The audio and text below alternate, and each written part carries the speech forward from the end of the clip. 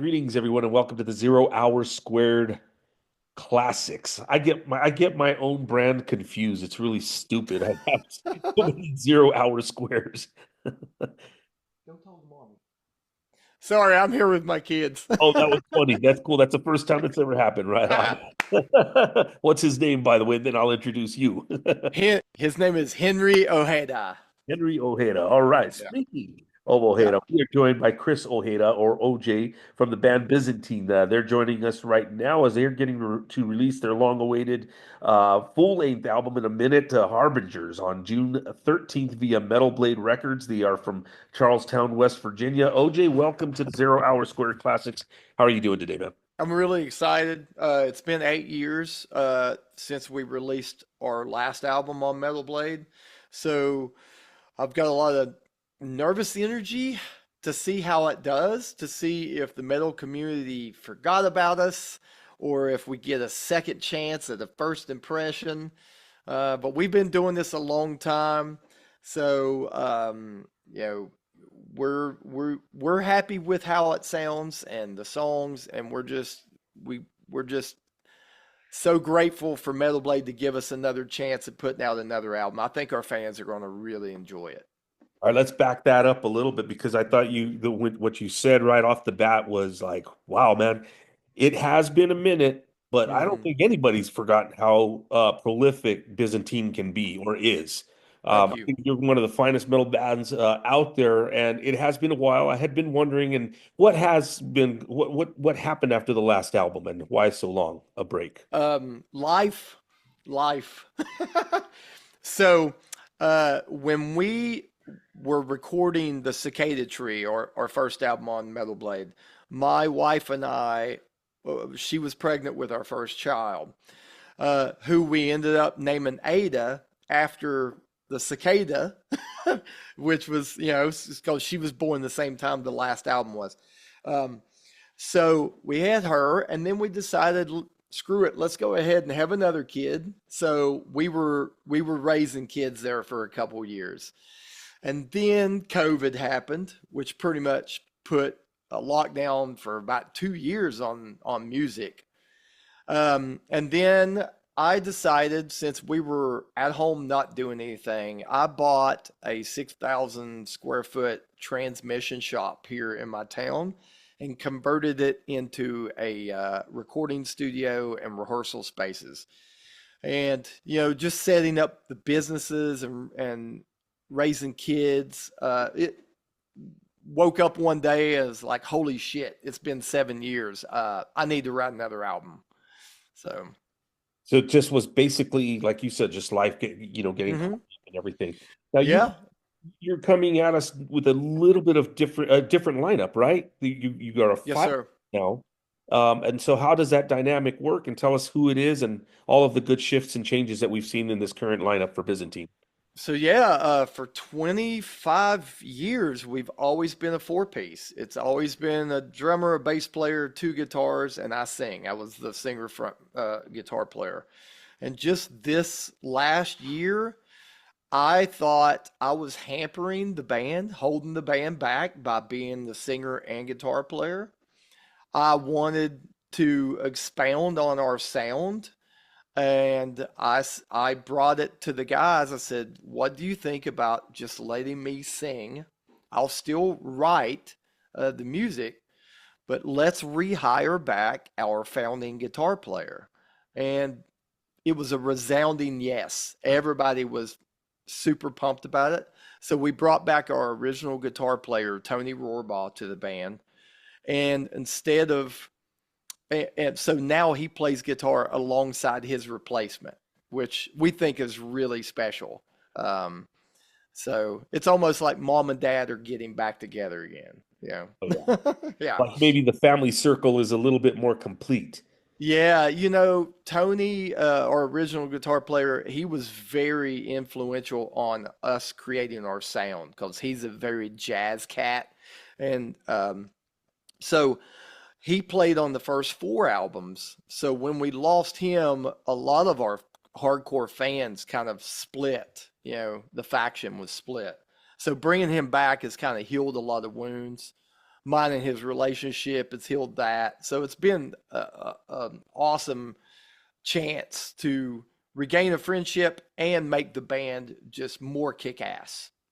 What was the idea of bringing him back in? Was it just one day you guys ran into him and it was like, "Hey man, he should just come back and jam"? Or was it simple like that, or was there a little bit of ironing out that had to be taken out of first?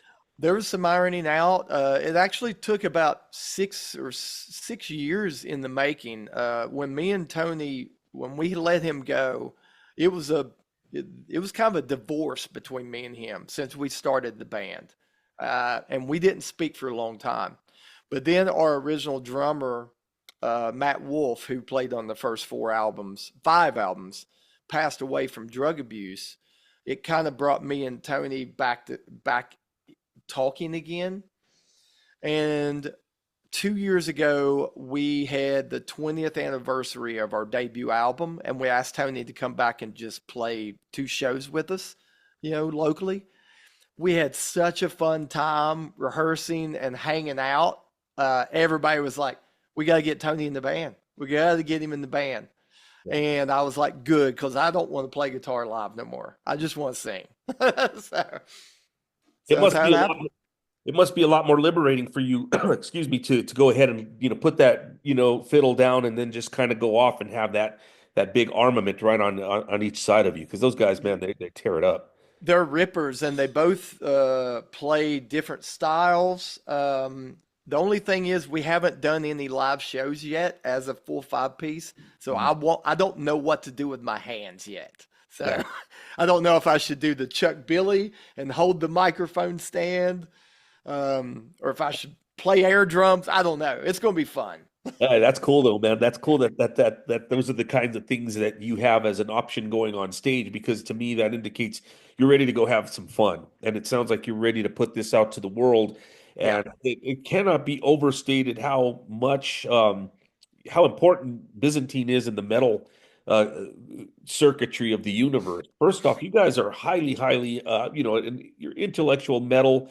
Uh, I don't want to say prog metal because I don't think it's prog at all, but I don't. It's not pigeonholed into anything other than it's just real highly skilled techniques and methods. Thank you. And really, really good, solid influences embedded. And you guys Mhm. put out some a killer product. I'm really excited that Harbingers is coming out. Let's talk about that album a bit. Sure.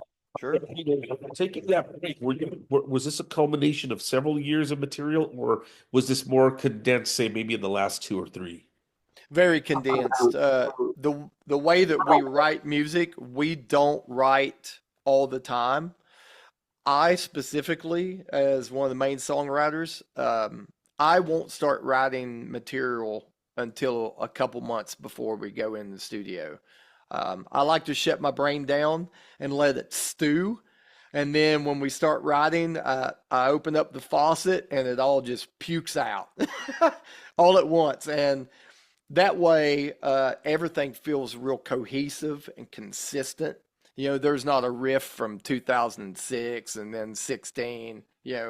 So yeah, it's a very condensed atmosphere. Plus, I have multiple songwriters in the band, which helps as well. So we can knock out a Byzantine album, writing it in about 3 months.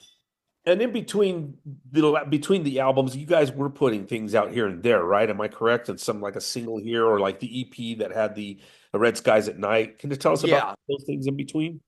yeah. The Black Sea Codex EP we put out in 2020, I believe, or 22. Um, that was basically just to uh, give the fans something, because we knew it was going to be a long time before we got back in the studio. So we went back and just recorded our first demo that we ever did in 2000, and then added 2 covers to it, which was um, Red Skies and the Coroner song. Okay, cool. Yeah. I'll talk to you a little bit more about the Red Skies as we go further down on my questions here, because it's a really cool song. Um, But again, also the album cover is, man, that is a cool, beautiful piece of artwork. Tell us about that whole concept about that. And if you will, for those of us like myself, I have a little bit of the Byzantine history, the actual where the name comes from and all that. But if you will kind of get to how that conceptualized into this particular album over these years, if that makes sense. Sure. So we've always liked to toy around with the history of the of Byzantine Empire. We've written songs about Emperor Justinian. We've had Emperor Constantine's face on a couple of the albums. But with this album, we wanted to switch focus and focus on the only female ruler of the Byzantine Empire, which was Irene of Athens. She was the mother of Emperor Constantine and actually had him blinded so she could take over. We thought that was just badass. That's cool. So we have a mixed media artist here in Charleston, West Virginia. Her name is Ashley Hoey, Hoey, and she draws female figures by with pencil, and then she adds actual clothing to them. And I thought bringing her in to depict Irene of Athens on her cover was a fitting, and she absolutely did a gorgeous piece of artwork. Yeah, the Yeah. colors, everything. I mean, it's very biblical and Yes. it's really beautiful. It leaves a lot to the imagination, and I love artwork like that. And I figured, just in the titles, some of the songs, and Hmm. again the construct of it, it seems like you guys are playing almost this is a word or a term I hardly ever used before, but like a savage grace. It's just really Mm. it's crazy, but it's really controlled. It's fun as hell. There's Thank no you. boring parts or elements. It's just Savage Grace type of metal. Just it really holds very well. And this, to me, already kind of a contender. I don't know if you've heard or any other people have told you, but of an album of a year type thing. We do we where we don't play live very hardly at all. We put a lot of emphasis in the studio, in the album layout. We wrote this album to be kind of like a parabola. We wanted to start in first gear, get up into a higher gear, and come back down. That way, it's a good cycle, kind of like a wave, sine wave. And I put a lot of thought in. I always like to put a lot of thought into the lyrics. So every song has double entendres and different things going on. But we thought that the album cover really needed to shine, and with Ashley doing actual clothing on the artwork, it gives it a three-dimensional aspect, which is hard to achieve with actual pencil. It looks lifelike. I think that's what Yeah. you mean, because to me it looks it's got a very weird, very soft aura, but something kind Hmm. of harsh and scary at the same time. It Exactly. reminds me a lot of Indian artwork and things of that nature, Eastern Indian. That's what it reminded me a little bit when I first saw it. But man, it is a really beautiful piece. I'd love to have it just in my room in a frame. It's really Well, nice. I think we're going to be uh, printing up poster size ones, and we're going to limit them, number them, and sign them if people want. And we'll probably have those up on our website because we've had a few people already demand that.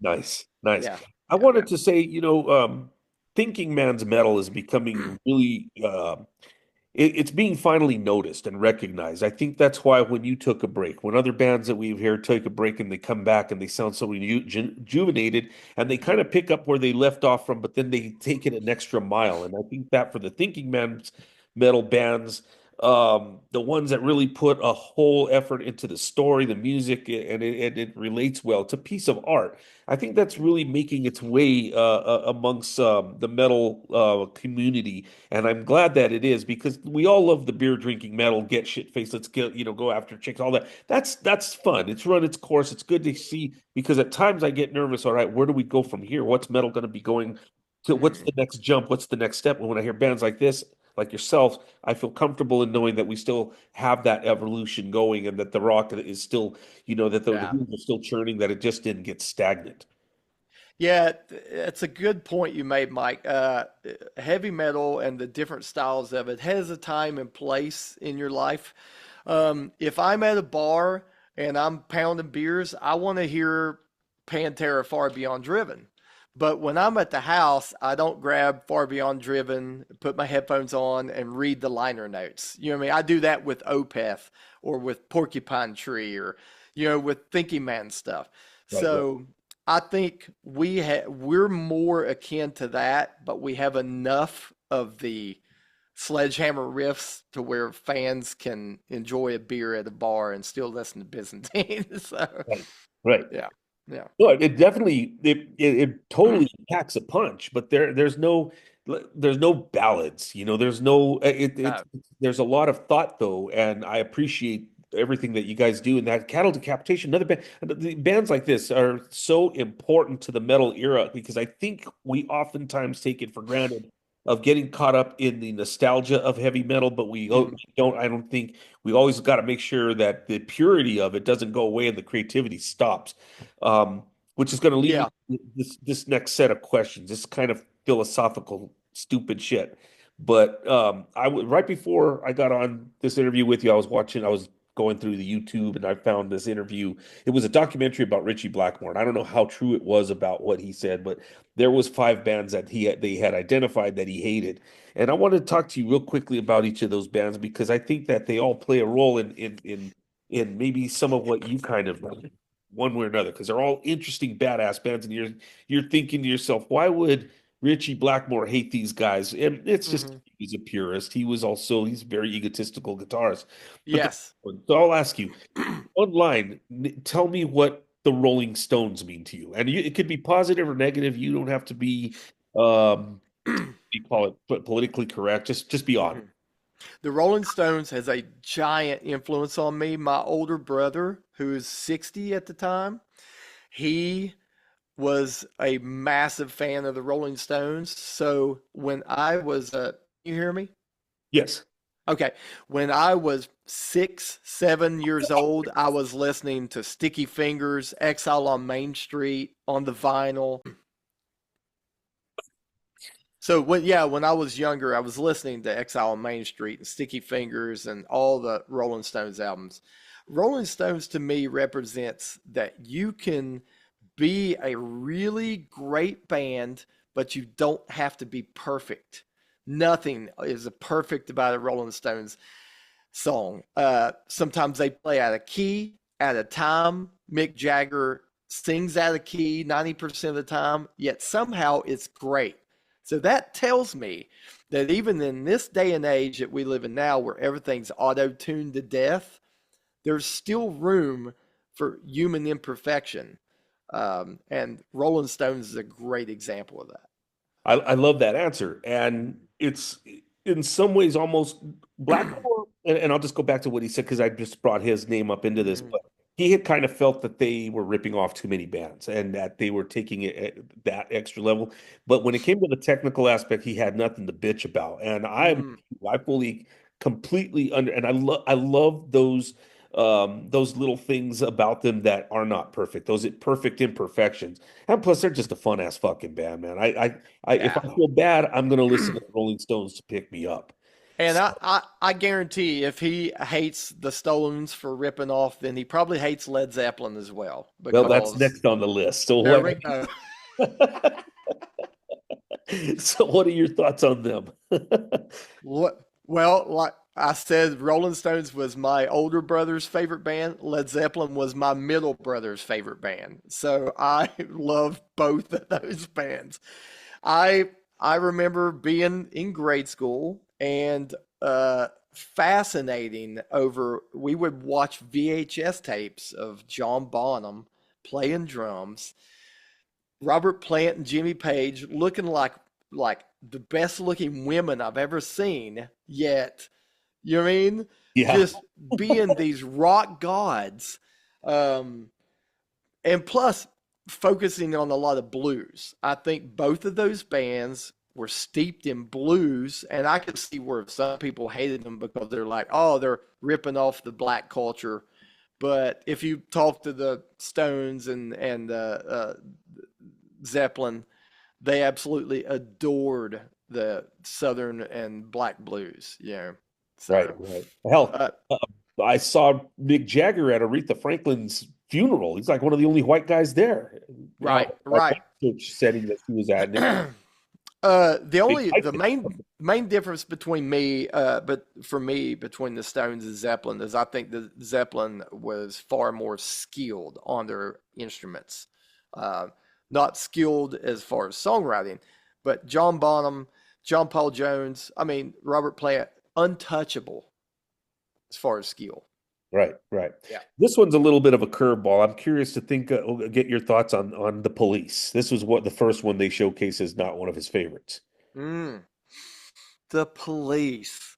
I only really have listened to maybe one album of The Police, which was Synchronicity. So outside of that, I can't really say I delved too much into them. Synchronicity is a landmark album. I can listen to it front to back over and over. But yeah, I don't know why he would hate on them because I feel like they kind of came from the punk era, you know, British punk. But I don't know. Yeah, he thought that they were. I think he showed his age when he mentioned them because he kind of was Mhm. like, yeah, it's new, but it's not really well thought out of. And I was like, that's kind of the opposite of what I think. I just think Yeah. I think what bugs him, and again, I just randomly picked this out, and I love Richie Blackmore. He's my favorite guitarist. That's the only reason I watched that because I saw his name on Mm. it. So I was like, I have some time to kill. But I think it came from a little bit of the old man, get off my lawn. You're changing hard rock and metal. It's not heavy enough, and it's got these reggae beats and all this other stuff. But to me, that's one hell of a band. Um, Here's another one that I think you would get that he probably doesn't like, and this makes sense, is U2. What are your thoughts on them? Yeah, yeah, I could see that. I could see him completely hating you too, especially with the guitar player, where he used a lot of just sounds and noises as Yeah, opposed to theory, which I think U2, their guitarist was probably the precursor of Rage Against the Machine's guitar player. I right. th just using the guitar as a vehicle to create sounds as opposed to chord structures. So Richie Blackmore he's very a gatekeeper with Yeah. the style of music, and I can see that. Rich Blackmore always reminded me of like the Dave Mustaine of the generation before. You Oh know, man, that's a great analogy. I would yeah, have never ever put two and two together. yeah. Because Dave Perfect. Mustaine, it's like if you don't fall into this, f you. So, and Blackmore the same way. Yeah. Check this out, man. Here in Albuquerque, our mayor is a big metal fan, and supposedly Dave Mustaine didn't want to meet with him because he didn't want to meet no politicians. He's like, I'm not going to meet and greet with you. I sing about you guys. I heard that from a pretty close source, and I always thought that's pretty funny. The That last is funny. one is Kiss. This one might be one of those because Hmm. I know Kiss fanatics, and they won't take any shit about them, so they won't talk shit. Right, Blackmore, right. Blackmore ripped them, of course, for their ingenuity in being good marketers. Oh, yeah, I could see that where Blackmore could play circles around anyone in Kiss, and then he's probably upset that Gene Simmons is more of a businessman and not a musician, and Exactly. was able to sell everything under the sun. That's probably the purest in Blackmore. I'm not a giant Kiss fan. If they're on, I'll listen to them. Unfortunately, I was more of like a 80s Kiss fan, like when they started getting kind of corny. That's when Right? I liked them. Yeah, But yeah. but yeah, I'm on, if I'm on Blackmore's side on that one. There you go. I am too, because I like you said, I kind of liked, I liked Lick It Up. I liked Animalize. I always liked those better than the makeup albums. And I know that's sacrilege to some, It, but it is. It's for real Kiss fans. Me and you are like fake Kiss fans because I love Lick It Up. That's my favorite album. So. What about the cover you did of I'm a huge Fix fan, and you guys did Red Skies at Night. Was that just Mhm. something you kind of pulled out, or did that one have like a real meaning to put it out there? Or it did fit the vibe and the sound of what you guys do. So I think that it's not a Yeah. we're all of our band members, we're all late 40s, early 50s. So when we're around each other or listening to music for fun, we're always listening to 80s pop, 80s synth wave. Um, so we had previously done a cover of The Cars, because we love the Cars, and then I've always been a huge fan of the Fix. So our guitar player has a really good like 80s style vocals. So he sang on the Cars and the Fix cover. Oh, cool. Um, yeah, and I just love being able to step out of our comfort zone and also shine a light on one of my other band members who's really talented. Mhm. Anytime we have a chance to highlight one of the other guys, I step back and let them do their thing. And I thought he did a fantastic job on the Fix cover. I would agree wholeheartedly. Well, Yeah. I got a chance to meet Cy Kernan. Have you ever met Cy Kernan? No, no. Totally cool, man. I just walked up to his bus. No one was around, just me and my girlfriend. And I knocked on the door, and this manager comes out and says, "I'll get him for you." He said, "Yeah, I just want an autograph." Comes out with this big old joint and a wine and a robe, and he looked cool, man. I was like, but you think of Yeah. those 80s guitarists that, we talked about. Well, let's go back to the Edge real quickly, because I mean, the one thing that I will credit the Edge for is some of the other guys that he sort of influenced, and those guys, they don't play guitar the way your guys play, because your guitarists come from a very fundamentally sound, the classical origins, not just classic rock, but blues and all of that. And when you Mhm. hear somebody like the Edge, and then you get somebody that emulates them, say Radiohead, for example. um, early Radiohead was good. Then it got too electronic. I felt like I wasn't even listening to rock anymore, and that I there's something to be said about those kind of bands. But then after a while, I really like to go back to the roots of a six string maniac the way you guys have. Mhm. Yeah. That's a good point on Radiohead, because I am a massive Radiohead fan as well, and I feel the exact same way. They kind of got a little too obtuse. Um, I'm a massive Bjork fan, and then same thing. At some point in her career, she got so electronic and so weird, I had to like bounce. Yeah, yeah. Um, but I think there is a beautiful, pure, um, something about what the Edge does and what Tom Morello does, where they take a guitar and they just think, how can I just do something completely different and actually make uh, great songs out of? Like it's something I couldn't do, because we came from a whole different thing. Like we grew up on the shredders. Um, so I uh I I applaud what they do. I think there's room in heavy music for all of that. As long as you're creative. That's all I care about. Just I don't care if you can shred a million miles or what, just be creative. I want to talk to you about one of the songs on the album. It's the second to the last track, Kobayashi Maru. Is Hmm. that inspired from the Star Trek? Uh, Absolutely. I love that, Yep. man. Yeah, absolutely. The Um, Kobayashi Maru has turned into one of the biggest Star Trek tropes, it uh, has. and it's really It kick-ass. Yeah, it has, and I love the idea of it. Funny thing was, our bass player brought that song to us. He demoed it out, and I remember first hearing the riff in it, the first riff that just hits us like a sledgehammer, and I thought to myself, man, there is no way around this riff. Like it is all encompassing, and I started thinking, what can I write around that? And I was like, a no-win situation. Oh, sweet. Kobayashi. So I was like, I literally wrote the whole lyrics and everything around that feeling of that first riff.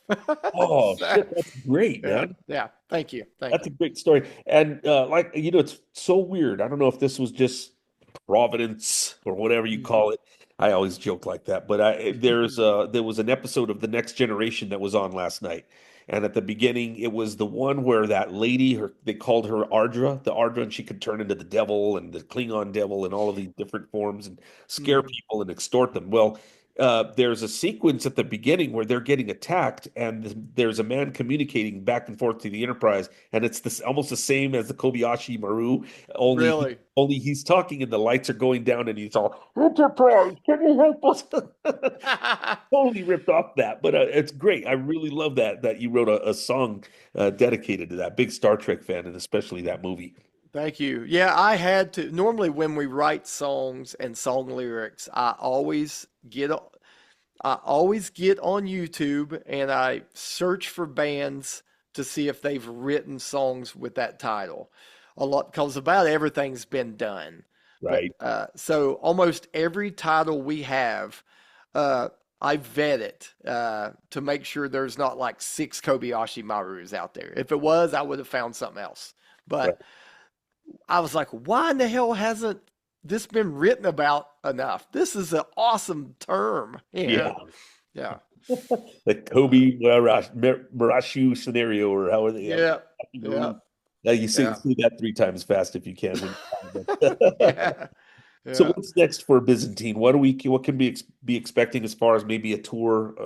Summer's already here. Are there any plans for maybe late summer, early fall, something like that? Yeah, we're hoping that by fall we can land a decent, at least a week or a 2 week long run to where we can get out around. If we can do 2 weeks, that gives us enough time to cover probably half of the U.S. Um, Touring is just really hard. With the COVID thing, set the whole touring industry back. Now there's 10,000 bands out there trying to get 500 tour spots. And so we're trying. That's our main goal, Mike, is to try to get out there and play to as many fans as possible late fall and early 26. Well, very cool. We'll be Yeah. looking out for you out here in the Southwest. You have played Albuquerque before, I thought. I mean, I might be wrong.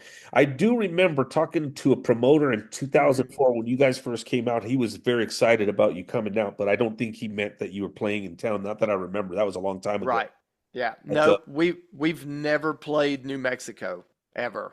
and you got to come out Yeah. here, man. The people here will they'll love you. I mean, they probably the most knowledgeable metal fans I know are in this state, and so Yeah. they have a good discernment of which quality, and you guys are definitely quality. So it's been a pleasure Thank you. talking to Thank you. you. Congratulations on the brand new release slated for June. Let's see, what was it? 7 13th? 13th, excuse me. 13th. June 13th on Metal Blade Records. How's things at Metal Blade? Glad that they signed you for this second album, man.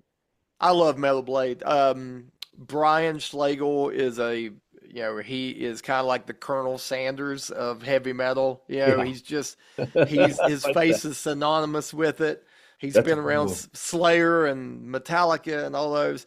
But Right. now most of the people that run Metal Blade are all females, all ladies, and I am a mama's boy, so I feel right at home. Oh, there you go. Well, very cool. I just let them all boss me around. I love it. Nice.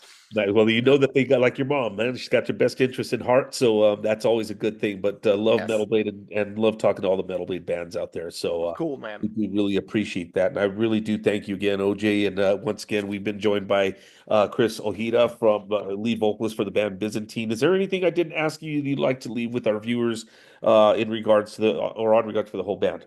No, not really. If you are watching this episode and you're not familiar with us, just go to our website, which is Byzantine WV, which stands for West Virginia, ByzantineWV.com, or you can go to metalbladerecords.com and look at our artist profile. There you go. And check out all the albums, but most importantly, check out this brand new one as it is getting ready to be released in a couple of weeks. It's going to be fantastic. Thank you again, man. I do appreciate your time and have a great afternoon. You know what I'm going to do straight up after we get off of this? I'm going to listen to your album. Then I think I'm going to jam out some Fix too. Yeah. Do it, Mike. Let me know how it sits to you. Oh man, I'm sure it'll Yeah. be fine. And thanks again, man. And we will Thank talk to you soon. This has been the Zero Hour Squared Classics. I'm Mike Trujillo. Thank you for joining us on this episode. Take care, OJ. Have a great evening. Bye bye. you too.